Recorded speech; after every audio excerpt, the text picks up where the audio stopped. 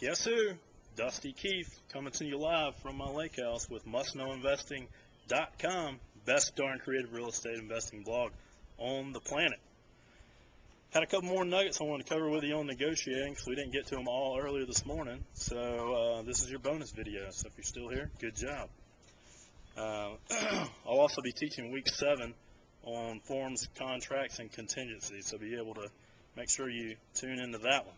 Got an announcement to make on week 7 too, so stay tuned. But today, right now, I wanted to cover something that we get a lot of questions about.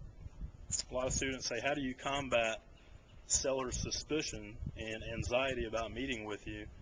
And they're all skeptical. They have these preconceived notions of what an investor is, and that investors, they're not going to get a good deal from an investor, or an investor's just got their best interest in mind, is going to rip them off. All these things are in their mind a lot of times.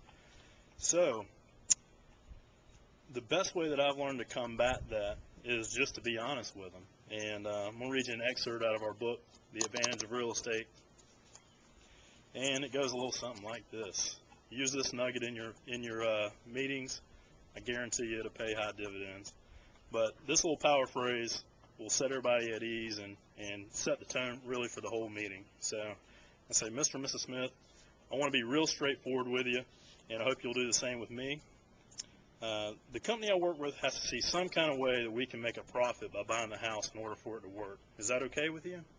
Okay, good. They typically have to be able to buy a property around 65 to 70% of value to make the numbers work in a way that will make sense for them. Obviously, they'd have to figure out some kind of way they can make money, or they wouldn't be in business very long. Does that make sense? Of course it does. Okay.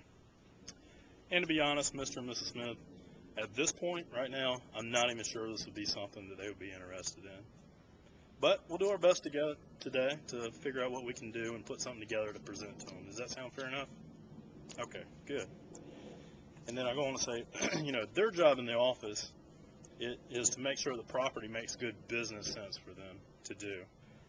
My job with you today is to make sure that it makes good sense for you and make sure it's exactly what you want. So my job is to meet with you, find out what your exact goals and time frames are to get this done. And I'm only interested in working together if this can be a win-win situation, one where the company can do okay, and one where you're going to go out and just be a raving fan and tell all your friends and family about us. Does that sound fair enough? It's just that simple.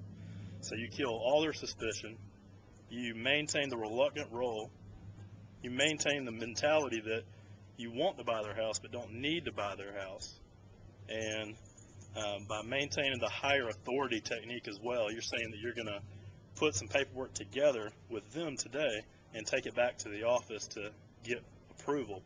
That's called the higher authority technique, and that will kind of take you out of the firing target, so to speak, of them just firing offers at you and requests at you. And you say, well, I can ask, but ultimately I'm not the decision maker. But this is usually what they're looking for.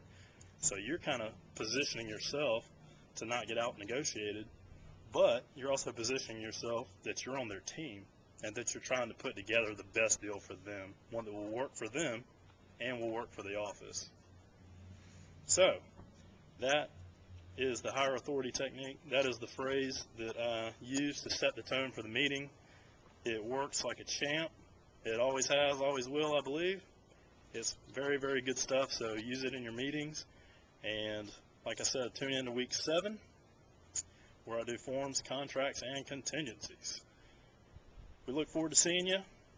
Till then, happy investing. mustknowinvesting.com.